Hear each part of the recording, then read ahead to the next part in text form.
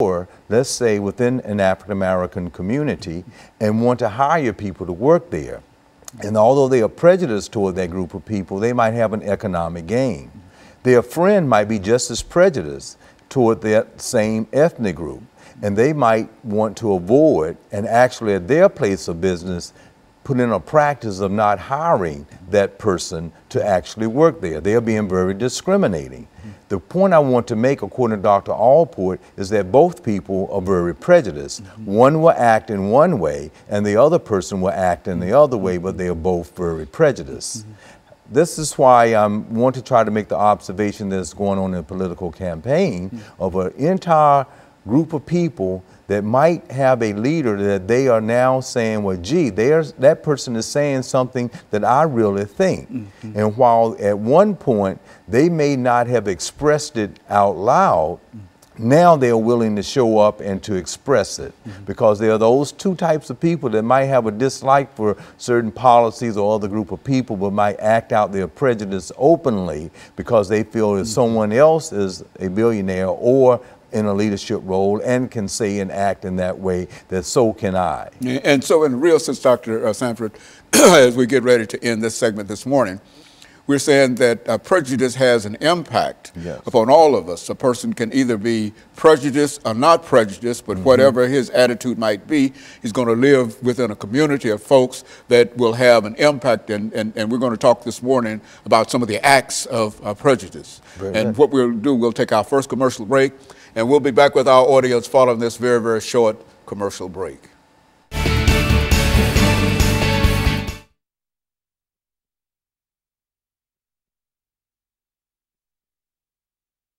He has these 5 different acts of prejudice, and I want to kind of get through them. Then I want to be able to come back in that other segment and spend time and see what's going on with groups of people who might belong to a police force, that might be real cordial, might go to church to people, but they still might have that prejudice attitude, and they may not act in the church toward it, but they might be a police officer and see someone and then act in that way. Okay, and what I have to do is to bring us back into this second segment and let you give that out. You don't want to confuse me with too much information. Okay, just those acts on prejudice. Yeah, that's where you ended that. Yeah, the acts on. Yeah, we're gonna come back. We're gonna hit it. Yeah, and I was hoping I did an okay job in setting up how you can have 2 people, just 2 different people. Yeah, well, that's 2 different they could be friends and one. Will but act on it and discriminate. Everybody is impacted by prejudice one way or the other. That's it. You see, and so either you are or you know some of your friends are. That's right. And you have to deal with that. Very good. All set? Well, I think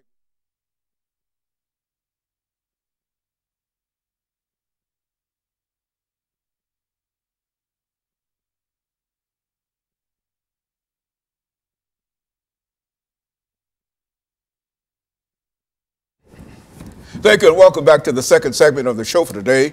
The topic is Acts of Prejudice, Prescription for Racism, and the guest is Dr. EKSanford from Tennessee State University. And Dr. Sanford, during this second segment, let's give you an opportunity to lay out for our audience this morning some of the things that you consider to be acts of prejudice, and that will give us an opportunity to further lead this segment and then go into the next segment and develop some of the things that you're going to talk about during this segment. Okay. Yes, again, and a prejudice is a negative attitude that a person or group of people might have toward another, a dislike. And as we stated in the last segment, to kind of follow up just briefly, is that they might have this dislike and not really link that to the way they may think or feel or be unaware of it.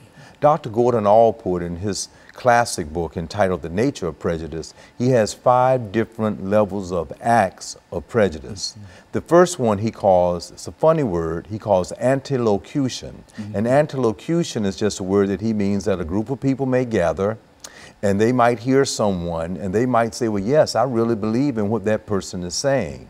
And they might listen to it, they might come back to the second and third meeting about it, but they are not at that particular point willing to go out and to do anything other than just listen to it and agree to it. Now, the second level of an act on prejudice is that of avoidance.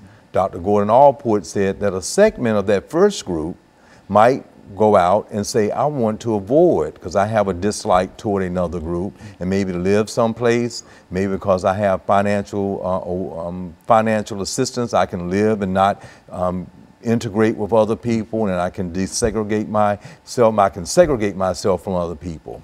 That's avoidance, when you can just want to stay away from that other group. You have that dislike and that negative attitude. Don't want to have anything to do with it. Then the third level of it is that of discrimination. Now, I want you to see that second, you don't want to have anything to do with them, but you might not do anything negative against them. But that third level is a subgroup of people that might not want to have anything to do with the person, but they will actually discriminate against an individual. Find themselves in a situation where they have to deal with that group. Yes, is that what we are? That's right. Or if they have to hire, or if they are working in a particular place, they might see that a particular person is checked that they are of a particular ethnic group, and then they might do something that is discriminatory toward that group. So that's an act on prejudice, because you, in your mind, have this attitude about a person that you might not even know, but this dislike, and you might act on it in a very discriminatory way. We can look at history and our laws that at one time said that people that of a certain ethnic group would have to live in a certain area, they couldn't go to certain schools, and so an entire civil rights movement had to take place for those changes to come about. Even those that are listening might think, well, institutions just always wanted to be fair in having athletics, but a movement had to go to have a certain title to be changed for women to have the right to play sports, because they were discriminated against.